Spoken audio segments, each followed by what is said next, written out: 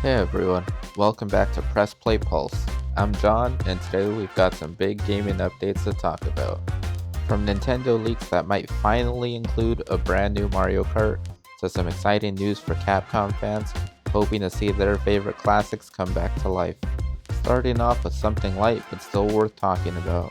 So Nintendo just announced the 44th Maximus Cup for Tetris 99, and this time it's bringing a bit of Hyrule with it. The event runs from December 20th through the 26th, and it's themed around The Legend of Zelda Echoes of Wisdom. Now all you need to do is rack up 100 points during the event and you'll unlock a brand new Zelda themed skin for the game. So if you're a Tetris 99 fan or just looking for an excuse to dust off your Switch, there's your next challenge. Now let's keep things rolling with something that's got Capcom fans buzzing. So Capcom recently hinted they're exploring ways to bring back some of their dormant IPs. Basically, they're looking at fan favorite franchises that haven't seen the light of day in years, maybe even decades. Naturally, this has everyone asking the same question. Is Dino Crisis coming back? Let's be real, Capcom has been absolutely crushing it lately. Between Resident Evil remakes and the success of games like Monster Hunter and Street Fighter 6, they've shown they know how to bring their franchises back in a big way.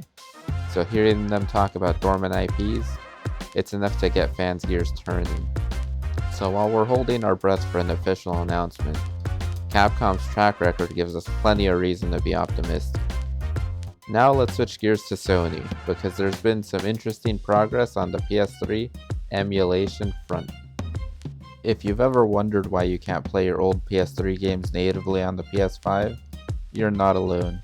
For years, people have debated whether it's even possible. Well, thanks to a tech YouTuber, we finally have an answer. And it's a pretty big deal.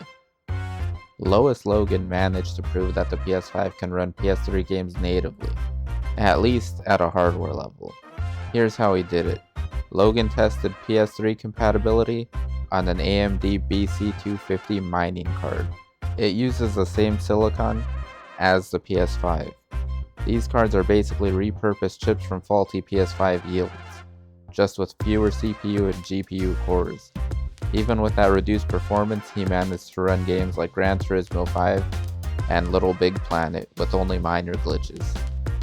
The crazy thing is that the card he was using ran at a much lower memory speed compared to what the PS5 is capable of. Logan also used an older Linux kernel for this test, whereas the PS5's operating system is built on FreeBSD. So while performance isn't perfect, it proves there's a lot of untapped potential here. Now to be fair, getting the PS3 cell architecture to play nicely with modern x86 hardware is still a tough challenge, which is probably why Sony has kept PS3 games locked behind cloud streaming. But this test shows that native emulation isn't impossible. It's just a matter of effort, and with third-party emulators like RPCS3 already pulling this off on PC, fans are more eager than ever for Sony to step up. So Sony, if you're listening, there's no excuse anymore. Give the people their PS3 games. Now let's wrap things up with today's biggest story. Nintendo might be gearing up for its most ambitious launch yet. The Switch 2 rumors are hitting a fever pitch, and it sounds like we might not have to wait much longer to see what's next. Plus, get ready for the return of everyone's favorite friendship-ending franchise. So here's the deal, multiple insiders, including sources like Nintendo Talk, Nintendo Prime, and even veteran journalist Chris Dring, are all saying Nintendo plans to reveal the Switch 2 in January 2025. That's right, just a few weeks away. If this holds up, it could be one of the earliest major gaming announcements of the year. But that's not all. An anonymous Reddit leaker going by Next Handheld claims they've gotten their hands on a final release model of the Switch 2. Now, while they didn't drop hard evidence yet, they're apparently saving that for Christmas Day. They've shared some juicy details. And the big one? Nintendo's finally planning to launch the Switch 2 with Mario Kart 9. Now this makes perfect sense. We've all been asking for the next Mario Kart, especially since Mario Kart 8 has been around for over 10 years. So a brand new Mario Kart as a Switch 2 launch title, That's about as big as it gets. It's the kind of move that instantly sells consoles, gets people talking, and keeps Nintendo in the spotlight for years to come. On top of that, the leaker mentioned a few other details about the console. It's officially called the Nintendo Switch 2, with a giant 2 in the logo. The dock has curved edges, but keeps all the same ports. The new game cards have a different shape, so expect Switch 2 exclusive titles. And if this is true, it's honestly a little disappointing. No OLED screen this time. The Switch 2 is rumored to launch with just an LCD display instead.